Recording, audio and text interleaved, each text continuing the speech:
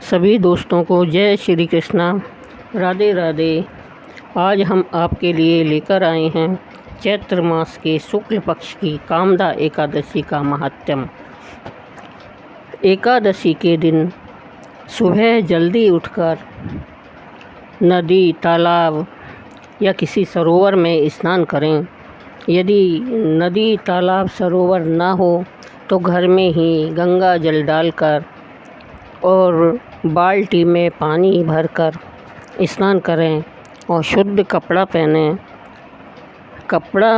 शुद्ध कपड़ा पहनकर मंदिर में जाएं और भगवान श्री हरि का पूजन करें और संकल्प लें कि आज मैं शुक्ल पक्ष की कामदा एकादशी का व्रत करने जा रहा हूँ। मेरे व्रत का मुझे यथेष्ट फल मिले। उसके बाद में श्री हरि की षोडशोपचार से पूजा करके और शुक्ल पक्ष की कामदा एकादशी की कथा सुने। युधिष्ठिर ने पूछा, वासुदेव आपको नमस्कार है। अब मेरे सामने यह बतलाइए कि चैत्र शुक्ल पक्ष में किस नाम की एकादशी होती है। भगवान श्री कृष्ण बोले, राजन, एकाग्रचित्त होकर यह पुरातन कथा सुनो, जिसे वशिष्ठ जी ने दिलीप के पूछने पर कहा था। दिलीप जी ने पूछा, भगवान, मैं एक बात सुनना चाहता हूँ। चैत्र मास के शुक्ल पक्ष में किस नाम की एकादशी होती है। वशिष्ठ जी बोले, राजन, चैत्र शुक्ल पक्ष में कामदा नाम की एकादशी होती है। वह परम पुण्यमयी है। पाप रूपी ईंधन के लिए तो एक दावानल ही है। प्राचीन काल की बात है, नागपुर नाम का एक सुंदर नगर था, जहाँ सोने के महल बने हुए थे। उस नगर में पुंडरीक आदि महाभयंकर नाग निवास करते थे। पुंडरीक नाम का नाग उन दिनों वहाँ राज्य करता था। गंधर्व, किन्नर और अप्सराएं भी उस नगरी का सेवन करती थी। वहाँ एक श्रेष्ठ अप्सरा थी जिसका नाम ललिता था। उसके साथ ललित नाम वाला गंधर्व भी था। वे दोनों पति पत्नी के रूप में रहते थे। दोनों ही परस्पर काम से पीड़ित रहा करते थे। ललिता के हृदय में सदा पति की ही मूर्ति बसी रहती थी और ललित के हृदय में सुंदरी ललिता का नित्य निवास था। एक दिन की बात है, नागराज पुंडरीक राज्यसभा में बैठकर मनोरंजन कर रहा था। उस समय ललित का गान हो रहा था, किंतु उसके साथ उसकी प्यारी ललिता नहीं थी। गाते गाते उसे ललिता का स्मरण हो आया। अतः उसके पैरों की गति रुक गई और जीभ लड़खड़ाने लगी। नागों में श्रेष्ठ कक्रोटकट को ललित के मन का संताप ज्ञात हो गया।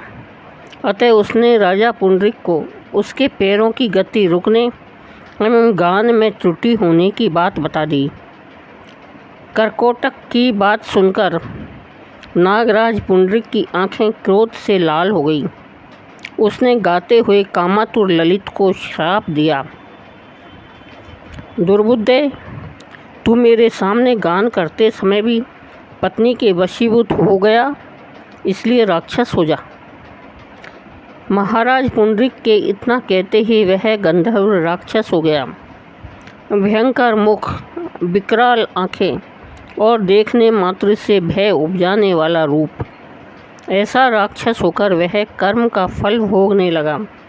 ललिता अपने पति की विकराल आकृति देख मन ही मन बहुत ही चिंतित हुई। भारी दुख से कष्ट पाने लगी।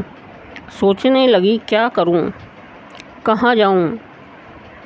मेरे पति पाप से कष्ट पा रहे हैं। वह रोती हुई घने जंगलों में पति के पीछे पीछे घूमने लगी। वन में उसे एक सुंदर आश्रम दिखाई दिया, जहाँ एक शांत मुनि बैठे हुए थे।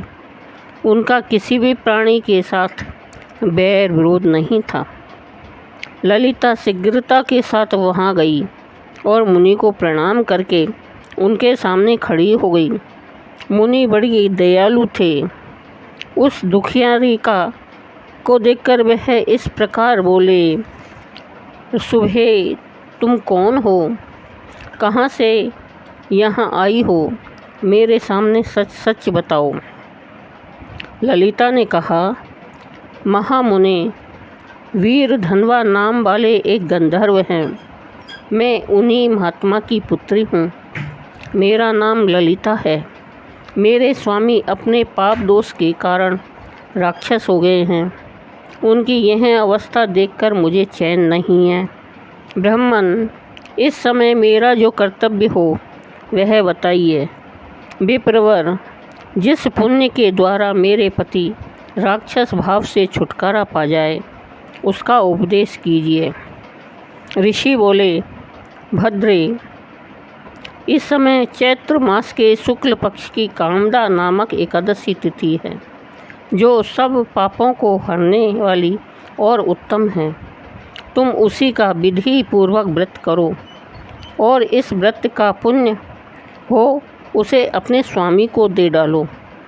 पुण्य देने पर क्षण भर में ही उसके शाप का दोष दूर हो जाएगा। राजन, मुनि का यह वचन सुनकर ललिता को बड़ा हर्ष हुआ। उसने एकादशी को उपवास करके द्वादशी के दिन उन ब्रह्म ऋषि के समीप ही भगवान वासुदेव के श्री विग्रह के समक्ष अपने पति के उद्धार के लिए यह वचन कहा, मैंने जो यह कामदा एकादशी का उपवास व्रत किया है उसके पुण्य के प्रभाव से मेरे पति का राक्षस भाव दूर हो जाए। वशिष्ठ जी कहते हैं, ललिता के इतना कहते ही उसी क्षण ललिता का पाप दूर हो गया।